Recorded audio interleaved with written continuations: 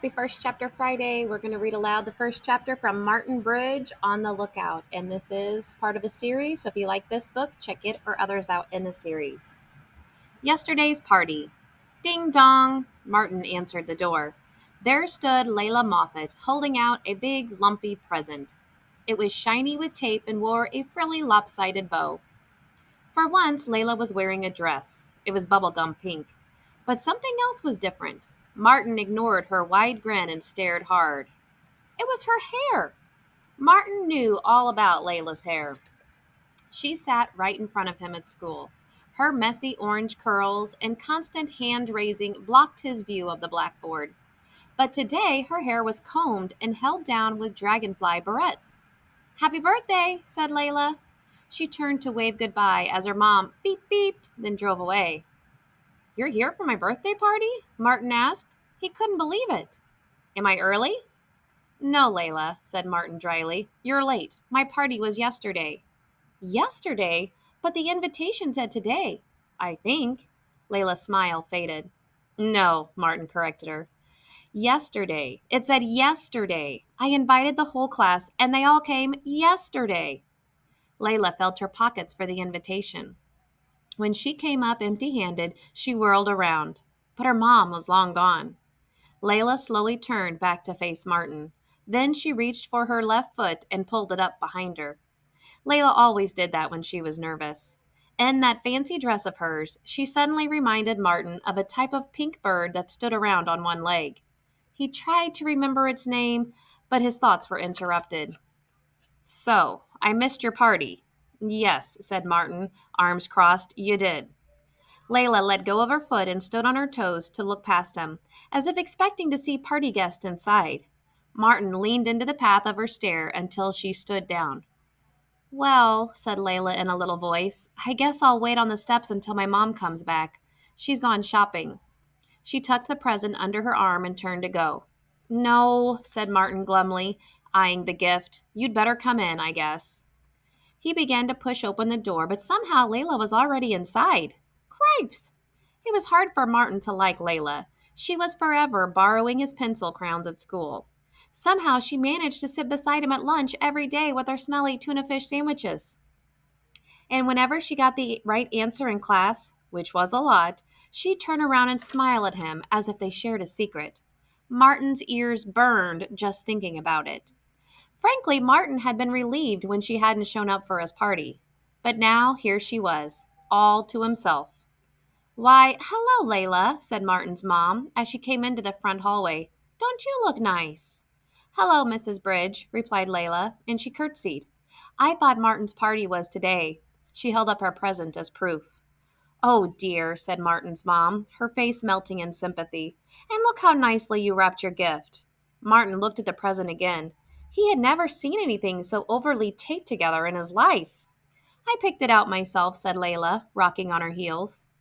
Martin rolled his eyes. "Can I open it?" he demanded. Layla clutched the gift tightly to her chest. "Where are your manners, Martin?" demanded his mom. She turned to Layla and smiled. "Come with me," she said cheerfully. "Let's go see if we can find some leftover cake." She put her arm around Layla's pointy shoulders and steered her to the kitchen. Layla did not look back. "I'm supposed to go to Alex's house today. Remember?" Martin called. "Stuart will be there too."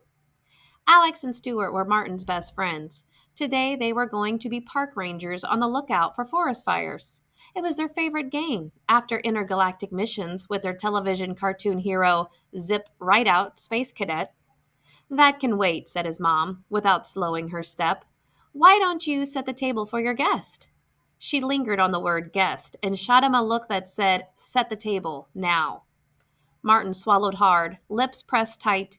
He took out 2 plates and glasses, then shut the cupboard doors harder than necessary. "Fork or spoon?" he demanded, as sharply as he could without causing his mom to turn around.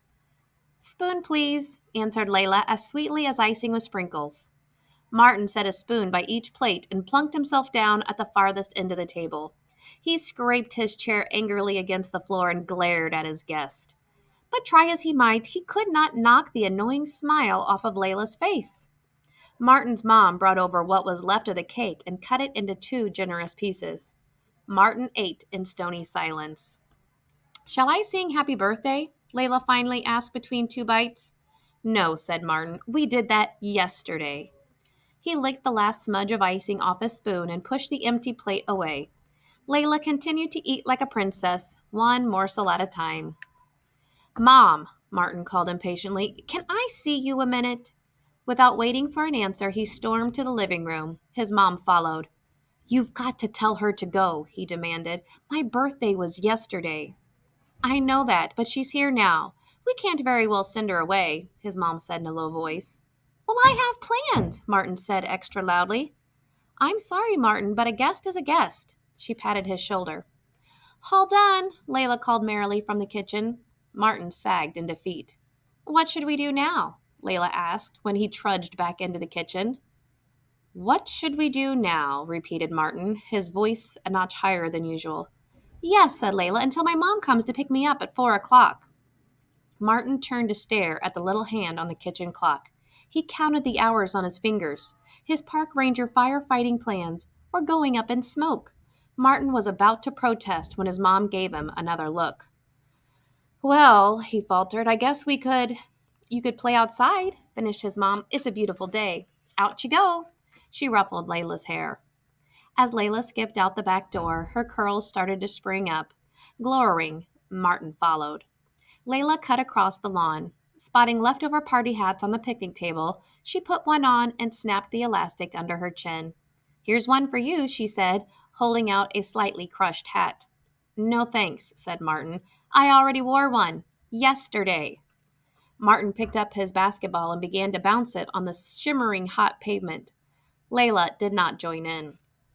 I don't like basketball, she called from the grass, clutching her foot like that pink bird he still couldn't put a name to. Martin ignored her and shot 3 hoops in a row. He missed every time. This did not improve his mood. He bounced the ball some more to drown out her voice. Eventually, he glanced at Layla, who was now on the swings, head hanging, still wearing yesterday's party hat. Martin sighed. He picked up the ball and reluctantly joined her. They swung in silence, except for the scuffing of Layla's feet as she dragged her polished shoes back and forth in the dirt. Martin studied his swinging shadow. He knew it was nowhere near 4 o'clock because the blazing sun was still high in the sky, beating down on his neck. It was so bright it made his eyes ache. He closed them. It had been sunny yesterday, too. He remembered how his mom woke him up, covered his eyes, and guided him downstairs to the backyard. Happy birthday, Martin, she exclaimed as she removed his blindfold. Martin stood in his rocket-covered pajamas and looked around. His superhero, Zip Rideout, was everywhere. On the tablecloth, on the plates and napkins, even on those paper horns that rolled out when they were blown. As Martin hugged his mom in delight, his dad came into the yard bearing a present, a Zip Rideout Solar System Explorer set. It had been at the top of his birthday list. That and a park ranger supercharged all-night flashlight. He remembered how he played with Zip's set for the rest of that morning, right up until his backyard filled with laughing party guests, music, and balloons. Say, do you have any balloons left from yesterday? Layla asked. Martin opened his eyes, and yesterday's party vanished. In its place stood Layla, bird-like on one foot in her pink dress. Only she wasn't about to fly away. Why? He demanded grumpily. Go get some and I'll show you. Martin had no choice. If they didn't find something to do quickly, the afternoon would go on forever. He jumped off the swing and went back inside to the cool of the kitchen. The telephone rang as Martin searched for the balloons. Where are you? Demanded Alex when Martin answered. Oh, hi, Alex, said Martin with a heavy heart. I can't come over. What? Why not? Ranger Stewart's here. We've already spotted our first fire. Martin peeked out of the kitchen window, hoping this was all a bad dream. Instead, he saw that Layla had unrolled the garden hose and was inspecting the nozzle. All right, if you'd like to read on to find out more about Martin Bridge, check out this book or more in a series.